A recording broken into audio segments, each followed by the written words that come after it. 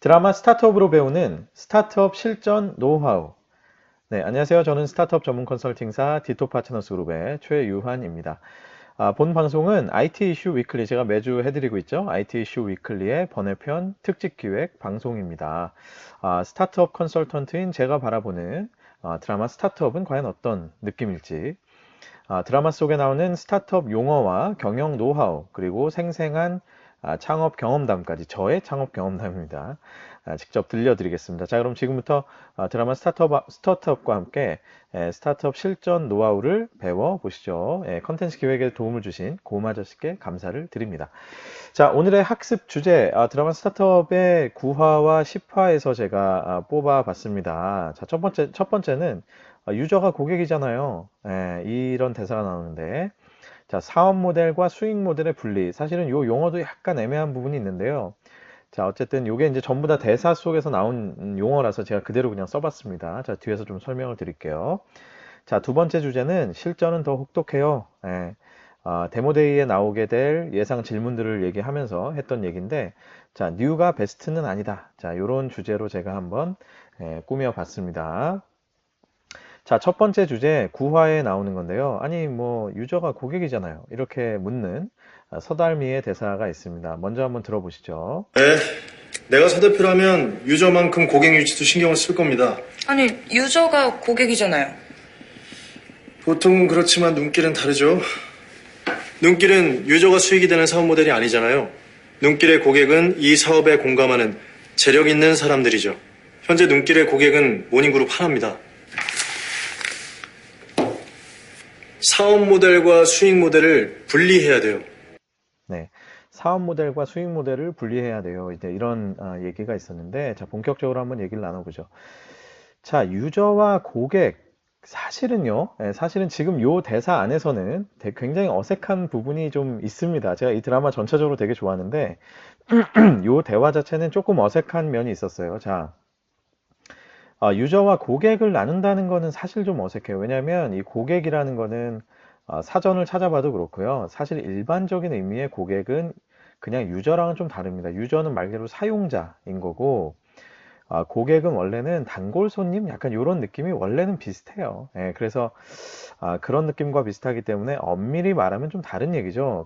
그렇기 때문에 여기서 심지어는 고객을 돈을 내는 사람인 것처럼 이 드라마에서는 표현을 하는데, 그것도 약간은 좀 맞지 않는 표현이죠. 그래서 유저와 고객 이렇게 나눈다는 건 사실은 좀 일반적인 표현은 아니었던 것 같아요. 좀 아쉬운 점이겠죠. 일종의 뭐 오게티 그런 느낌인데, 자, 그래서 이 대사에서 의미했던 의도를 살리려면 오히려 유저와 페이어 이렇게 구분하는 게 저는 오히려 명확하겠다 이런 생각이 듭니다. 그러니까 사용자와 지불자, 돈을 내는 사람을 이렇게 구분하는 게 명확하다는 생각이 드는데, 자, 유저와 페이어 어떻게 구분이 되는가? 이게 다른 대표적인 모델은 바로 포탈이죠. 네이버와 같은, 그죠? 자, 이런 모델들은 왜 이렇게 다르게 가게 됐을까요? 왜냐하면 초기에 유저 확보가 필수적이기 때문에 어떻게 하면 돈을 지불하는 부담 없이 서비스를 무료로 이용을 하면서 유저 베이스를 확 빨리 넓힐까? 여기 엄밀히 말하면 네이버 같은 경우는 유저 베이스뿐만 아니라 지식인을 통해서 컨텐츠 DB를 엄청나게 빠르게 확보하는 데에도 이 전략을 썼죠. 그렇기 때문에 검색 엔진 포탈 같은 경우는 이걸 유료로 하지 않고 무료로 해서 초반에 확 땡겼다. 뭐 이런 것들이 필수적인 이제 모델이었던 겁니다. 그러다 보니 돈을 내는 사람은 일반 사용자가 아니라 거기에 광고를 붙이는 광고주가 됐던 것이죠. 그러니까 사용자와 광고주 이렇게 유저와 페이어가 다른 그런 모델, 바로 이제 네이버와 같은 대표적인 포탈, 뭐 구글도 비슷하고요, 그렇죠? 자, 그런 모델이라고 볼 수 있고, 유저와 페이어가 완전히 일치하는 모델이죠. 이게 대표적인 게 뭐겠습니까? 커머스죠, 커머스. 유무형의 재화나 서비스를 말 그대로 거래를 하는, 뭐 이런 모델은 뭐 당연하지만, 그냥 우리가 오프라인에서도 지갑 열고 돈 내듯이 온라인에서도 그대로 돈을 열고 내가 원하는 것들을 테이크하는 그런 모델이니까 뭐 이거는 당연히 유저와 페이어가 사실은 일치한다 이렇게 이제 볼 수 있겠죠. 자, 유저와 페이어가 일부 중복되는 모델이 있으니까 유저가 전체가 이만큼 있으면 이 전체가 다 페이어는 아닌데 뭐 요만큼은 페이어가 되는 이런 모델. 이게 바로 대표적으로 컨텐츠 서비스들이 이렇죠. 예를 들면 뭐 유튜브도 그렇고 뭐 음악 서비스들도 그렇고 게임도 그렇고 그죠? 그러니까 무료로 이용할 수 있는 부분 영역이 있지만 돈을 더 내므로써 뭐 프리미엄 요금제를 가입한다든지 뭐 구독료를 낸다든지 이렇게 해서 유료로 또 이용할 수 있는 그런 영역이 이제 동시에 존재를 하는 이런 모델들이 유저와 페이어가 일부 중복되는 모델이다 이렇게 볼 수 있는데 대부분의 컨텐츠 서비스들이 지금은 이런 식의 모델들 또 게임도 그렇고 그죠? 이런 것들을 도입을 하고 있습니다. 그래서 뭐 부분 유료화 뭐 이런 식의 표현을 쓰기도 하고 뭐 구독 모델 뭐 유료 판매 모델 뭐 여러 가지 이제 단어들이 있는데 이제 광의적으로 보면 어쨌든 유저와 페이어가 일부 중복되는 그런 모델이다 이렇게 볼 수도 있겠습니다. 자, 그러면 뭐 이런 구분은 뭐 사실은 뭐 되게 상식적이니까 뭐 이건 제가 이제 그냥 대표적으로 이렇게 이해를 돕기 위해서 말씀을 드린 거고요.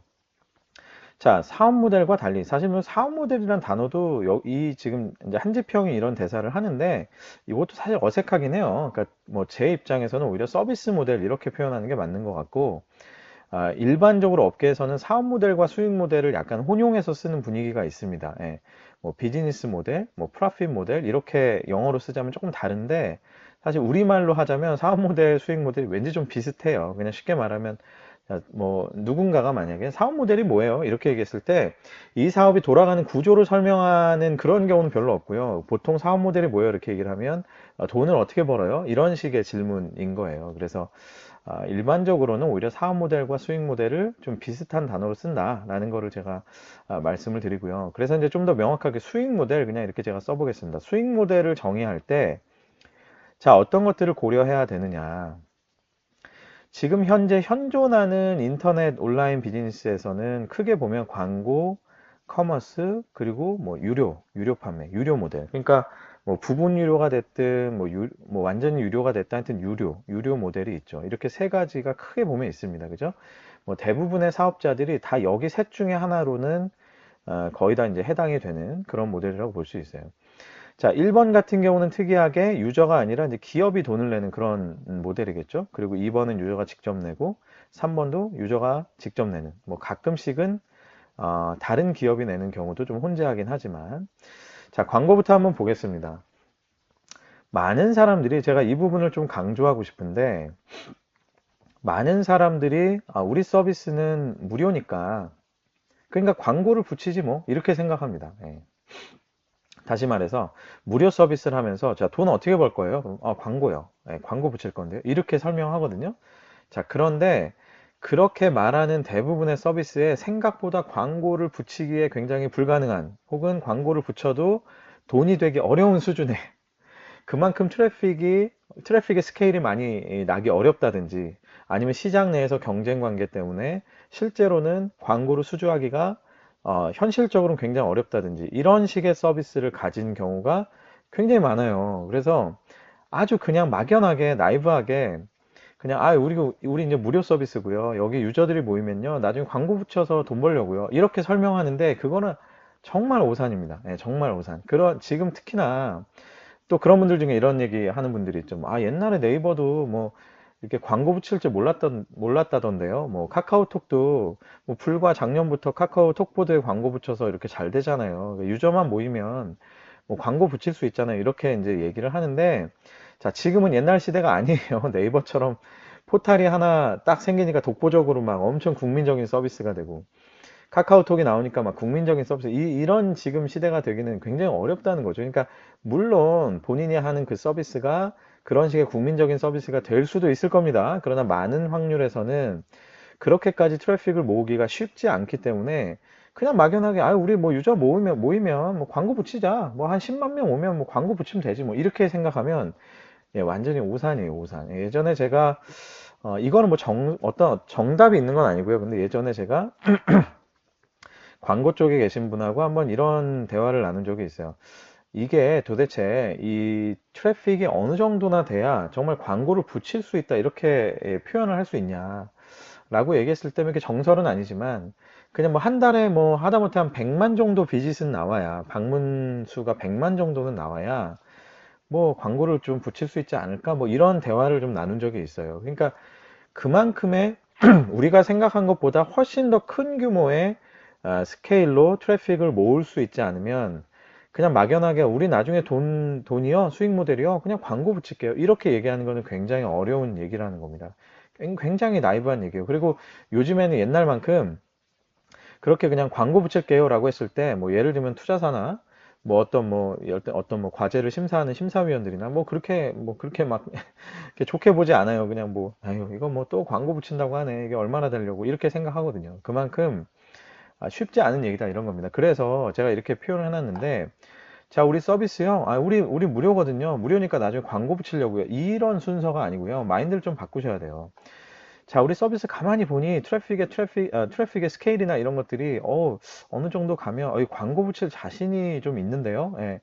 광고 붙일 자신이 있으니까 우리 서비스는 무료로 하려고요. 이렇게 돼야 됩니다. 그러니까 주객이 전도돼서는 안 된다는 거예요. 그냥 무료로 했으니 나중에 광고 붙이죠. 뭐 이게 아니라 우리는 광고를 붙일 분명히 자신 있는 그런 서비스 우리가 예측을 해보니까 뭐 2년 차, 3년 차에는 월에 뭐 비짓이 100만, 뭐 3년 차엔 1000만이 나오고 뭐 유저 베이스도 뭐 최소한 뭐 3년에 막 100만, 300만 이렇게 나옵니다. MAU가. 자, 그래서 광고 붙일 수 있을 것 같아요. 뭐 이런 정도의 나름대로의 근거가 있는 상태에서 그렇기 때문에 우리는 무료로 가겠습니다라고 하는 게 이제 맞다는 겁니다. 물론 자, 제가 이건 수익 모델에 대한 고려만 가지고 말씀드리는 거예요. 이 무료냐 아니냐는 근본적으로 제 위에서 말씀드렸죠. 저 위에서 초기에 유저 확보가 필수적이라든지 뭐 재화를 거래한다든지 이런 식의 서비스의 본질적인 특성에 의해서 어쩔 수 없이 결정되는 경우도 굉장히 많습니다. 그런데 수익 모델을 정의할 때 고려사항 수익 모델을 이렇게도 할 수 있고 저렇게도 할 수 있다라고 하면 그때 고려사항이 이렇다라는 거를 말씀드리는 거니까 오해를 하시면 안 돼요. 본질적인 서비스로부터 나오는 수익 모델의 컨스트레인트도 있는데 제약사항도 있는데 자 그게 아니라 어느 정도 우리가 플렉서블하게 고려를 할 수 있다면 광고라고 하는 것만큼은 그렇게 나이브하게 생각해서는 안 된다 이런 말씀을 드리는 겁니다. 자, 두 번째, 커머스 모델 붙이겠다. 이런 생각들 많이 하세요. 자, 뭐냐면, 자, 우리가 커뮤니티를 뭐 만들었다. 뭐 어떤 뭐 취미 동호회를 만들었어. 와, 여기 뭐 전국에서 500만이 되는 회원들이 뭐 생겼다. 나중에 그냥 여기다가 뭐 쇼핑몰 하나 커머스 이렇게 붙여가지고 물건 사고 팔게 하면, 그럼 우린 돈은 여기서 벌면 되지 뭐. 이렇게 생각할 수 있거든요. 자, yes and no예요. 뭐냐면, 제가 여기 이렇게 써놨습니다. 이제 오늘의 집 이렇게 써놨는데, 오늘의 집 얼마 전에 크게 또 투자를 받았죠.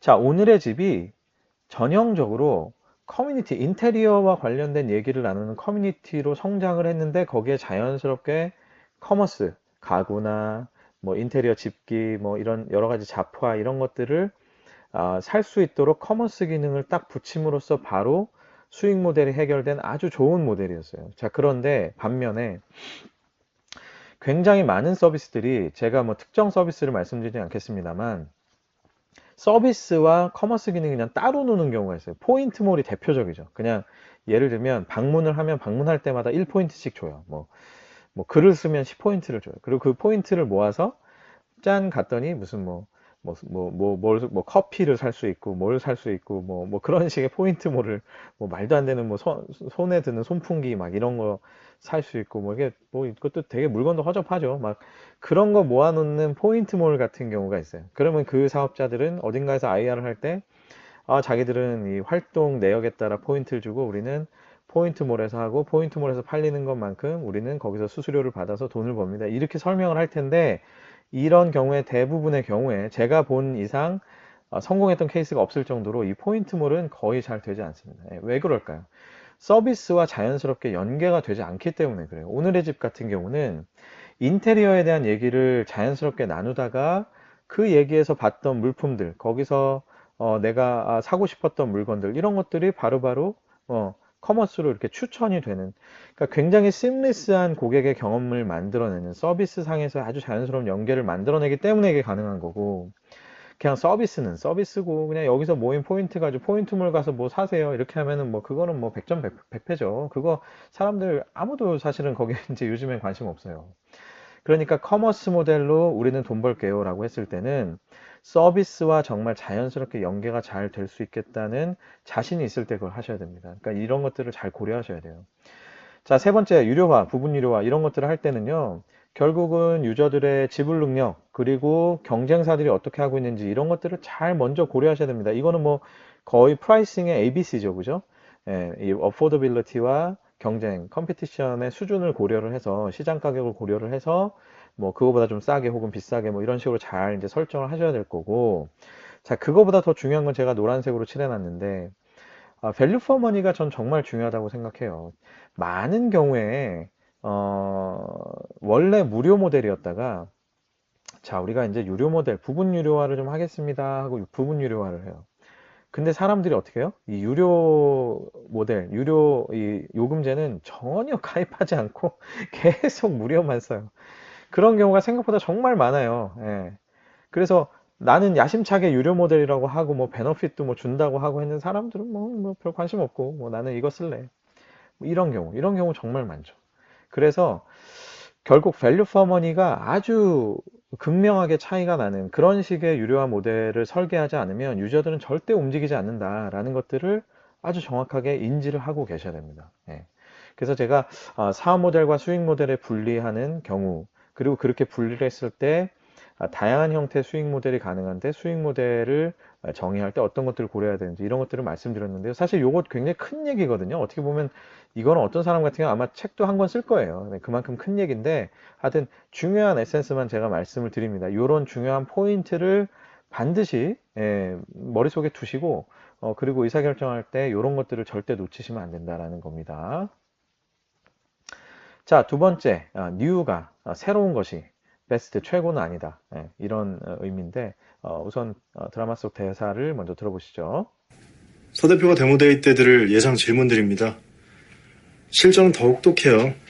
경쟁사가 있냐는 질문에 없다 그러면은 필요하지 않은 사업 아니냐 그럴 거고, 있다 그러면 특허랑 진입 장벽을 집요하게 묻죠. 네, 실전은 더 혹독해요. 이렇게 얘기를 했죠.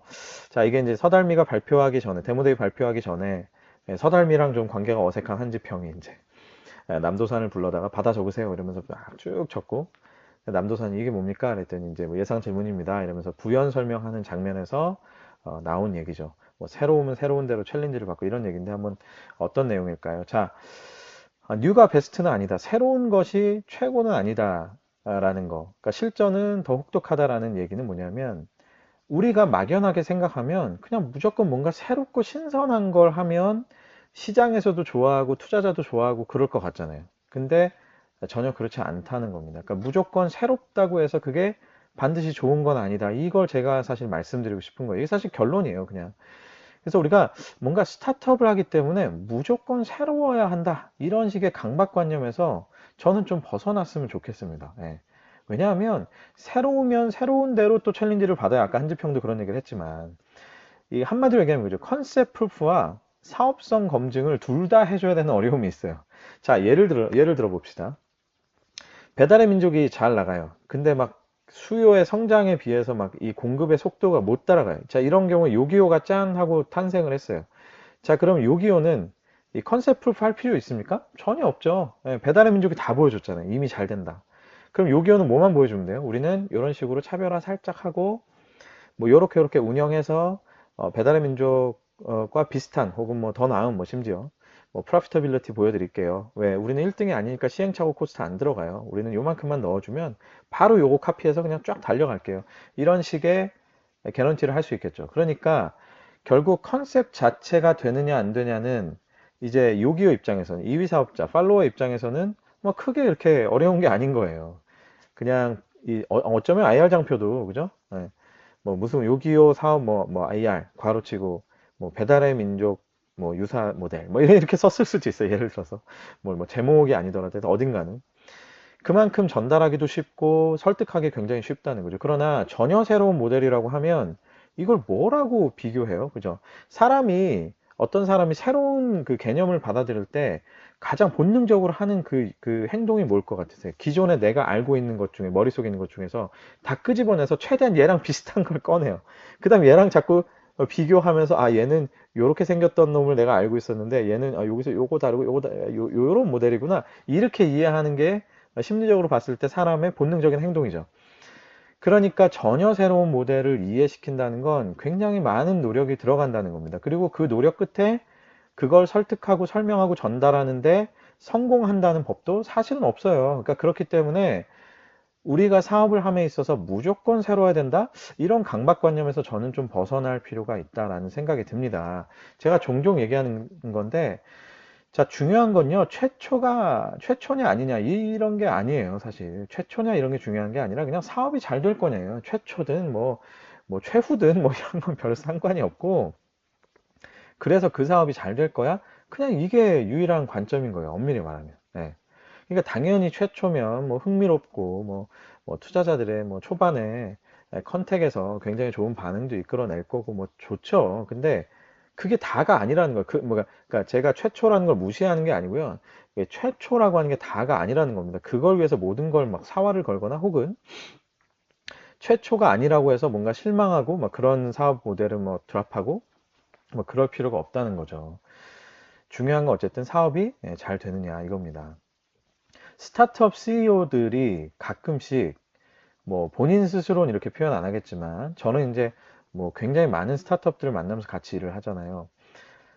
솔직히 얘기하면 스타트업 CEO들이 스스로 어떤 느낌을 갖는 사람들이 있냐면 발명가 같은 느낌을 갖는 사람들이 있어요. 약간 에디슨 같은 뭐 혹은 뭐 스티브 잡스나 뭐 아니면 일론 머스크라고 생각하는 그런 식의 느낌을 가지고 하는 분들이 많이 있는데, 자, 그런 어떤 새로운 도전에 대한 열정, 이런 걸 제가 시니컬하게 막 얘기하는 게 아니라, 본질적으로는 그분들은 어쨌든 사업가가 돼야 되는 분들이라는 거예요. 예, 그래서 내가 발명가로 절대 그냥 끝나면 이거는 스타트업 안 되는 거죠. 이거는 그냥 실험실, 대학교 연구실인 거죠.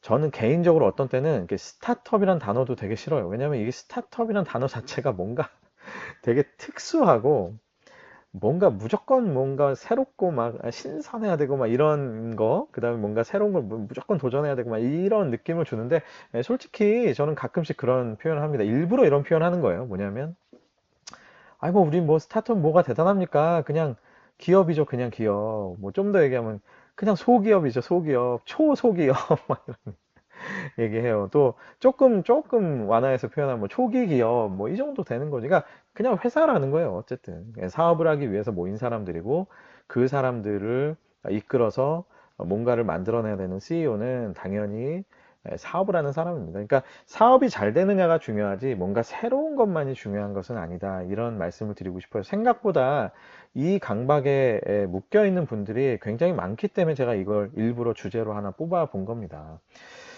자, 구체적으로 보면 사실 저도 뭐 커리어 내내 새로운 것들을 엄청나게 많이 이제 만들어내고 도전하고 그랬던 사람이기 때문에 사실 이 어려움을 너무나 잘 알고 있어요. 뭐 예를 들면 제가 이제 CGV 다닐 때 뭐 지금 이제 이렇게 3면으로 영상이 펼쳐지는 스크린X라는 그 기술이 있어요. 그거 제가 만든 거거든요, 사실.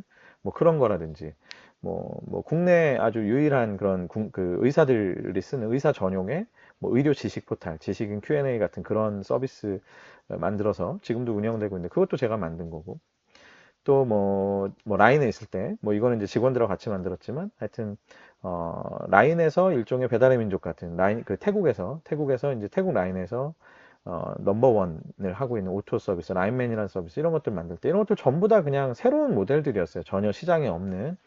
근데 그런 모델들을 저는 늘 만들면서 느끼는 게 너무 어려워요. 초반에 이 컨셉을 막 전달하고 이런 것들이. 예를 들면 뭐 이런 질문들 맨날 받습니다. 뭐, 아니 지금까지 사람들이 안 한 데는 다 이유가 있지 않을까요? 뭐 이런 이거 어떻게 대답해요? 그 사람들이 다 아니 누가 안 했는지 내가 어떻게 알고 그 사람들이 무슨 이유로 안 했는지 어떻게 알겠어요?